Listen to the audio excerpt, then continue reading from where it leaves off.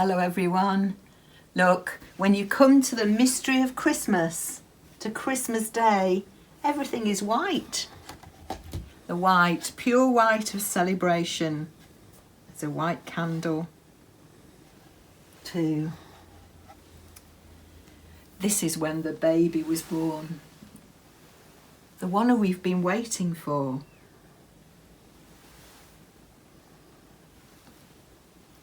Here is the Christ child, the mystery of Christmas. When the cow came to feed from the manger in the morning, imagine the surprise to find a baby there instead of his breakfast. In some countries, cows still live among families and are very special to them. That cow must have been really surprised. Let's light our candles. The candle for the prophets who pointed the way to Bethlehem, for Mary and Joseph and the donkey who travelled to Bethlehem and were the last to get there that day, the shepherds in the fields looking after their flocks. They were so afraid but heard the good news from the angel and went to Bethlehem to find the baby. And the Magi, the wise men who travelled such a long way, following the wild star to find the baby. And the Christ child, born and laid in a manger on Christmas Day. Let's enjoy the light and enjoy Christmas after our journey through Advent. And let's enjoy the light that the Christ child brings.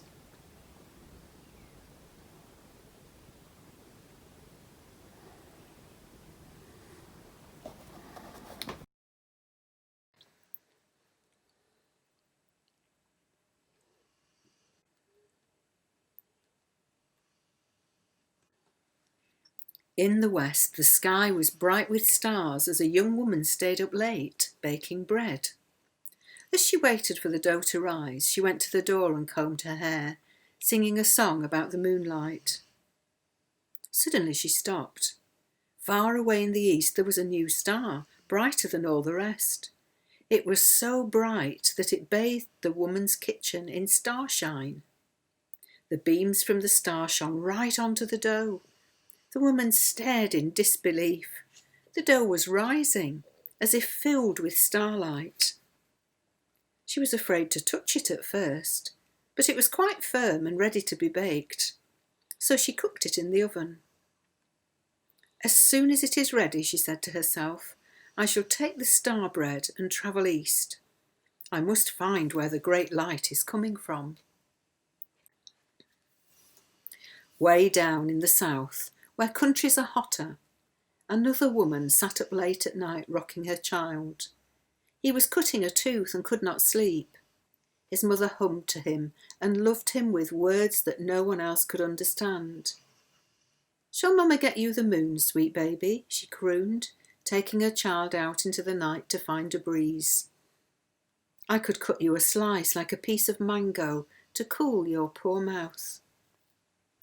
The young child stretched out his fat little arms to the moon, and his mother laughed. Then they saw a strange sight, a bright new star rising in the northeast. Starlight shone on the child's face, making him smile. His mother watched in silence, her heart filled with desire to leave her village and follow the bright star. Far away in the southeast, an old woman was telling stories to her grandchildren by the dying light of a cooking fire. Their mothers sat resting for the first time that day, while the old woman spoke of tigers and monkeys and temples and snakes and lotus flowers. But gradually the story began to change, and suddenly there was a star in it. Just like that star up there in the northwest, said the old woman. Then what happened, Grandma? The children prompted her. For she had stopped in mid-story and was gazing at the star till it filled her mind. And all the children hushed and gazed with her, forgetting the story they had been listening to and wanting a new one, full of silver starlight. What was it about that star? There was something different about it, which drew all three women from their homelands, and something the same that said to each of them, "Follow me." They met on a path of starlight, not knowing how long or far they had travelled. They were not hungry or thirsty or tired, so each supposed her journey had been short. They found themselves on a dusty road at midnight, where the sky was a deep dark blue and the moon a fingernail of mother of pearl.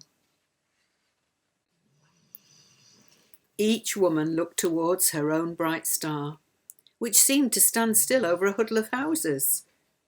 "The end of our journey," said the grandmother. "Let me carry your baby for a while," said the young woman to the mother. And they all walked together through the hills, past sleeping shepherds, down to the town. The star stayed where it was, growing ever bigger and brighter. It threw down great white spears of starlight onto a small white building with a thatched roof. The young woman started when she saw people coming out of the building and gave the baby back to his mother. They all watched as men in fine robes and their servants mounted on camels and rode away. "Others have followed the star before us," said the mother. Suddenly all three women were afraid. "We have come so far," said the young woman. "We must go inside." They ducked their heads under the low door beam and looked in. It was just a stable with horses and donkeys. But it was also a home for a new family, a man and a woman and a newborn child, all bathed in silver starlight. And there was gold too, a whole heap of it by the baby's makeshift crib, and other rich presents. But nothing was as rich or as bright as the glow surrounding the baby. "Come in," said the new mother, and the women entered quietly. Their hearts were full. They too wanted to give presents. They told the baby's mother how they had left their homes, drawn by the star. They had travelled by star path and moonlight, hardly knowing how they got there. The young woman took the loaf of star bread from her bundle. It was still warm and smelled fresh. She gave it to the baby's mother, and although he was too young to eat it, the baby touched the loaf as if to bless it. The grandmother said, "I have nothing in my bundle to give to the child, but I would like to tell him a story." Then the three women sat in the straw with the new family, and the grandmother told a story full of starlight and hope. And all the time the mother from the south held her sleeping baby, and her heart was pounding, for he was all she had to give. And though she was filled with a strange new love for the baby in the crib, her own child was as dear to her as life itself. When the story ended, her child awoke. Straight away he saw the baby and held out his arms to him. The two mothers held their sons, and the child gave the baby a kiss, full of starlight. His mother sighed and held her child tight. There had been a present, after all. The three wise women left the stable and walked the paths the star had made to lead them home. When they got back to their villages, no one noticed that they'd been away, and no one remembered the star. But the star baby in the stable never forgot the women and their three presents. When he grew up, he showed that fresh baked loaves taste even better when they are shared. He told the most wonderful stories to anyone who would listen. And the man whose birth had been marked by a new star taught the whole world that the greatest gift of all is love.